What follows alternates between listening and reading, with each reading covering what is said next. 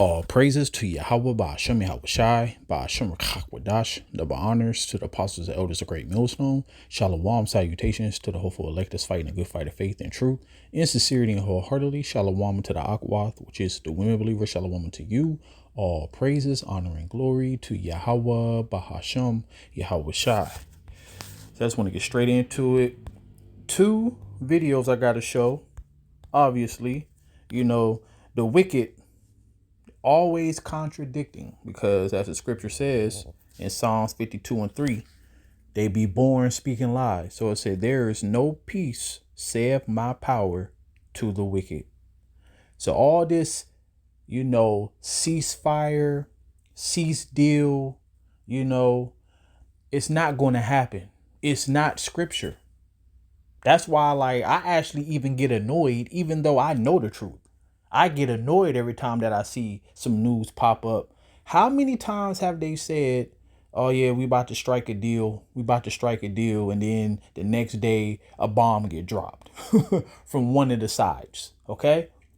But what's happening, as we about to, hear and see, the scriptures is just coming to pass. This is literally what's happening right now. It said, therefore, hear the counsel of Yahweh that he have taken against Edom, and his purposes that he have proposed against the inhabitants of Teman, which is the wives of Esau, Edom. All right, the Germans. Okay, they are the ones that's actually behind all this technology that's going on today. It says, surely the least of the flock. And if you go actually Google, a quick Google, if you go look up what ancient matter of fact, from that region is Germany. All right. Just like Ashkenaz. But anyway, it says, surely the least of the flock. Now, remember the scripture says that Israel's as the sand of the sea. But these people that call themselves us, a quick Google, right? When you go, it's only 13 million of them, which is 0.1% of the population. That alone lets you know that they're not the people. Okay. Even though they're not us, but they call themselves us, they have the least population. And the scripture said that Israel will be as the sand of the sea. Goodness gracious. So anyway, it says, surely the least of the flock should draw them out. Surely he should make their habitations desolate with them. The them is talking about Babylon the Great, also known as America. Now listen up, listen up. This is the least of the flock drawing them out. A deal between the U.S. and Iran could be in jeopardy, largely because of the conflict between Israel and Lebanon. This after a profanity-filled phone call between President Trump and Israeli Prime Minister Netanyahu. ABC. All right, so you heard that, right? That goes into the iron and miry clay in Daniel's 2. Okay? It said they should mingle themselves with the seed of men, but they should not cleave to one another. Okay? So in a broad view of that scripture, all the deals that these devils have made through the petrodollar and through their democracy, that's how they mingle themselves with the seed of men. Okay, you bow down to our decrees and I'll let you, have your little portion of the pie, but you're always going to be under us. But they're not cleaving to one another. They cleave for, as long as the Lord wanted them to cleave, but now it's separating. Also, so you have the president of the United States, the prime minister of Israel, the leader of Israel, arguing. Donald Trump cussing at him, cursing him out. All right. That also going to Mark 3:24. All right. Matthew 12:25, the same scripture. Okay. Talks about a kingdom divided against itself cannot stand. Karen Waugh has the details from Washington. Oil and gas prices remain high amid new efforts this morning to keep the shaky ceasefire with Iran from collapsing after Israel escalated its attack into Lebanon. Sources tell ABC News that President Trump had a fiery phone call with Israeli Prime Minister Benjamin Netanyahu, where Trump accused Netanyahu of being ungrateful, calling him crazy and asking Netanyahu, "What the expletive are you doing?" What the hell? Actually, you already know what it said. It said, what the fuck are you doing? Okay? Because What do the scripture says in Proverbs 20 and 24? A man's goings is of the Lord. How then can a man understand his own way? Bibi, not a Jew, all right? Bibi, guess what?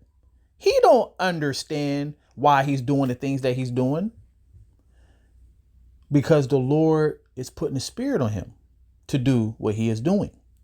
See, this is what people is about to find out, that the Lord's counsel shall stand. Whatever is written will come to pass. Well, the least of the flock is drawing them out. Trump, when he said, "What the F are you doing?" Because he know what can lead to this. Obviously, you know, the higher ups, the people who run this world and the people who got, you know, allegiance to the higher ups, the elite banker family. Guess what? They're going to be in their underground bunkers and mountain retreats and out of the country, out of the United States, you know, when the bombs go off, because they're going to be, you know, the first crop of slaves that go into the kingdom of heaven, according to Psalms 149, verse 5 through 9. And the scripture said, bind their kings with fetters of iron. All right. But the point is that even Trump is like, what the hell are you doing? Because he knows. Remember, the scripture say he know he had but a short time. So this is the reason why, you know, they doing all this stuff. But at the end of the day, this is the Lord stirring up the pot. As he tried to stop Israel from bombing Lebanon. The call happening after Israel ordered more strikes against Iran-backed Hezbollah forces. This prompted Iranian leaders to threaten to call off negotiations with the U.S. entirely. So, as we the first scripture that we read, okay, Isaiah 57:1, there is no peace unto the wicked, saith the Most High. So all this peace stuff, peace and Edom don't go together, okay? But you know, sources say Netanyahu insists Israel will not leave Lebanon, but President Trump claims talks with Iran are resuming at a rapid pace. Trump posted on social media, "I had a conversation with Bibi Netanyahu today, asking him not to go into a major raid of Beirut, Lebanon. He turned his troops around. Thank you, Bibi." So you actually think, so all of this peace talk, right? All of this, we close to a deal. All of this stuff, and then boom, bomb. This happened last month too. Like I think Israel did like a strike on Iran.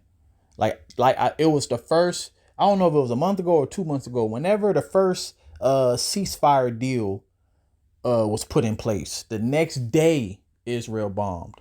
Okay? The least of the flock is going to draw America into World War III fully. That's prophecy. It's nothing you can do about it. And then the next video I'm going to show you the contradiction. So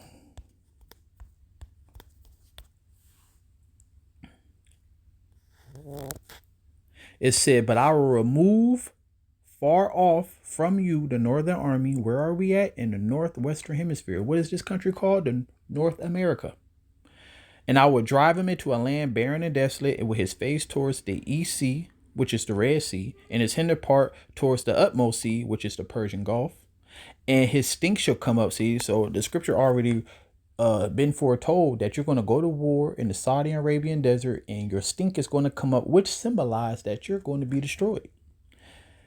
"And his ill savor shall come up, because he have done great things," especially speaking great words against the Most High and wearing out the saints.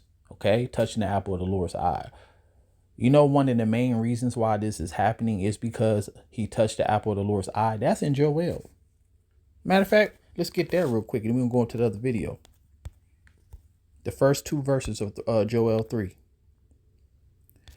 It said, "For behold, in those days at that time, when I shall bring again the captivity of Judah and Israel," Judah and Jerusalem, but guess what? The people that call themselves them, us, all right? Guess what? Don't look like they're in captivity to me, all right? They actually run this world. And it said, "And I will also gather all nations. I will bring them down to the valley of Jehoshaphat," which is Yahweh in the Hebrew. Okay. The same place that we just read in Joel 2:20.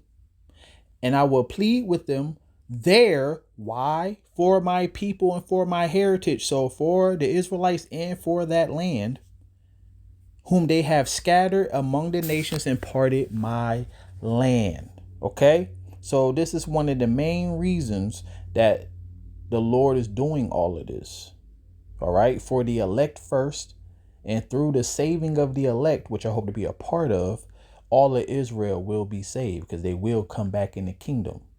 And the elect will be your parents. Okay? So Iran's foreign ministry blames the Israeli attacks and contradicting claims from Trump for delaying any deal. Ultimately, the stakes remain high. The Strait of Hormuz is still closed, gas prices are still high, and Iran has not agreed to anything involving nuclear weapons. Karen Wall. We do begin here with the breaking news. The U.S. ceasefire with Iran on the brink of collapse. Iran firing missiles. The U.S. bombing Iranian sites. And what President Trump told ABC News about this late today. The Iranian military launching missiles and drones at U.S. troops in Kuwait. Iran threatening to cut off talks. The U.S. bombing Iranian radar and drone sites, calling it self-defense. Amid all of this today, oil prices going up again. And what President Trump told our John Carl late today. Rachel Scott leads us off from the White House. Tonight, the U.S. ceasefire on the brink of collapse. Iran firing missiles at U.S. troops in Kuwait. Oil prices rising, and the U.S. saying it retaliated in self-defense. Today, Iran threatening to cut off negotiations entirely after Israel targeted southern Lebanon again. President Trump today saying he couldn't care less if the talks collapse, saying if they're over, they're over. But late today, ABC... So we just got done hearing that he talked to Bibi, all right, telling him, what the fuck is you doing, blah, blah, blah, and that everything is basically going to be all right. And now, a few moments later, we don't care if the taxes, let's go back. Today saying he couldn't care less if the talks collapse. He couldn't care less. See, I got the wrong scripture, but that's actually a good scripture too. But see, this is what's happening. Declaring the end from the beginning, from the ancient times that are not yet done. My counsel shall stand, and I will do all my pleasure. This is the pleasure of the Lord. So it's nothing that you can do. Prophecy will prevail. Okay? It might seem stagnant. What do it say in Habakkuk 2:3? At the end it shall speak, and what it say in verse 4? Though it tarry, matter of fact, that's in the same scripture. It's Habakkuk 2:3. Let's get it.